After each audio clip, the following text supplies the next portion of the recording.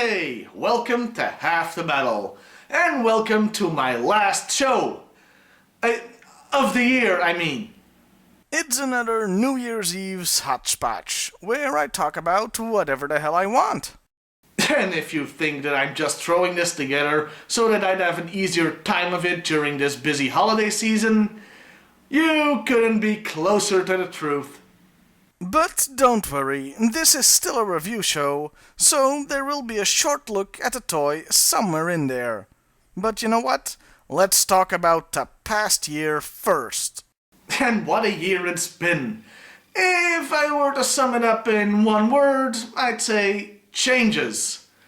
There was a huge change for the show as a result of several smaller changes that happened before.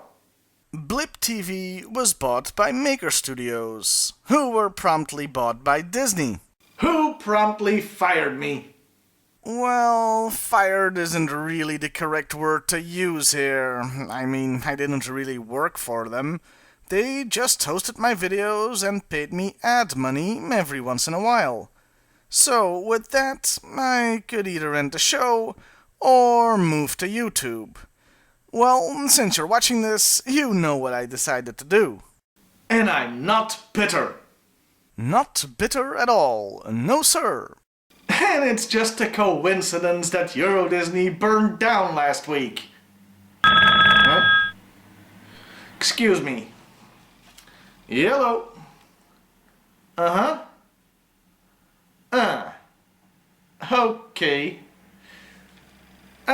My legal counsel has just informed me that I shouldn't even joke about something like that, since the French have no sense of humor, and they still know where I live. So anyway, YouTube. Yeah, overall, I'm pleased. My views are getting back to blip numbers, and I've got over 50 subscribers now, so, not bad. And if I may pat myself on the back for just a moment, I have been doing the show for 28 months now, and I've managed to post a video every week. I must have gone insane and not realize it. As far as G.I. Joe itself is concerned, this year brought us the 50th anniversary toys. I can't review them since I don't have any of them. They all look very neat. They look neat. But enough about the past. What about the future? Well, I'm excited, and for a very good reason. My 100th episode is coming up very soon, and I've got some fun things planned for that. If you had told me 2.5 years ago that I'd be working on my 100th episode right now, I'd have hit you with a shovel, since you'd be a complete stranger that had just broken into my house.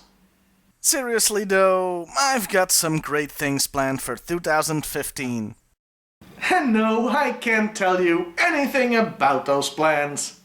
Though I will say both Monster Month and Winter is Coming have gotten some good feedback, so those will continue in the new year. For my regular episodes, I don't think I'll go back to alphabetical toy reviews.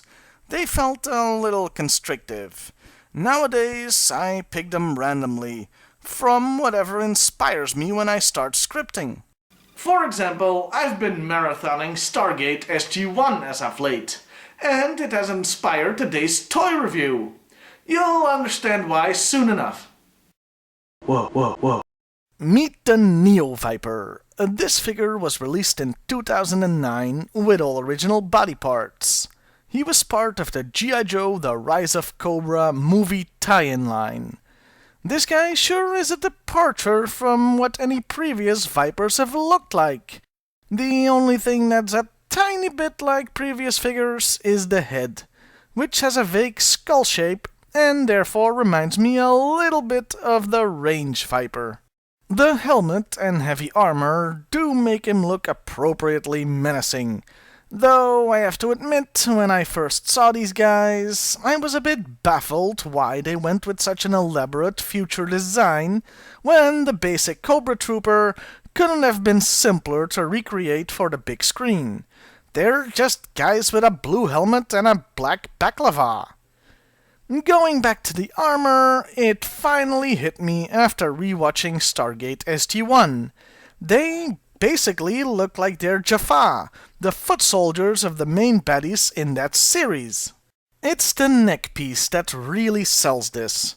And come to think of it, Hasbro must have been kicking themselves for not coming up with the design of the Stargate Serpent Guards years ago.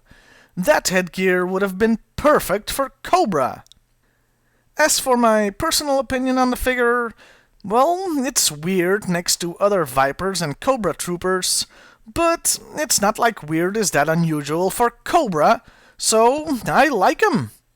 Though they do look rather silly without the armor. When it comes to their character, well, they have very little. They've been augmented by nanomachines, so they have no free will of their own, and are incapable of fear or pain. They've also been made stronger and faster than ordinary humans. Yeah, okay, time to go back to Stargate for a bit here. The Jaffa are an enslaved race of aliens that have had a symbiote implanted in their stomachs that gives them increased strength and stamina. The symbiotes, by the way, are basically alien snakes. So yeah, a suspicious mind could start to wonder where Hasbro got the idea for these Neo-Viper guys. Or even if Hasbro has ever had an original thought in their lives. Since this guy is from 2009, he wasn't in the original comics or cartoons. I checked. Yeah, it's this kind of in-depth research you watch my show for. They were from the Rise of Cobra movie, where they acted pretty much like I've described. And that was the Neo-Viper.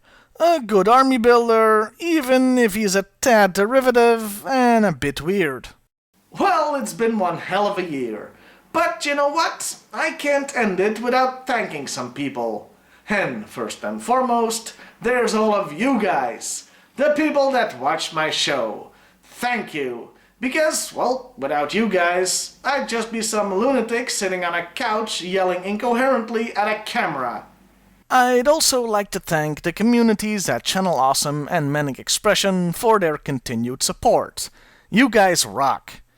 And a special thanks to all of you who leave comments on the videos or in the forums.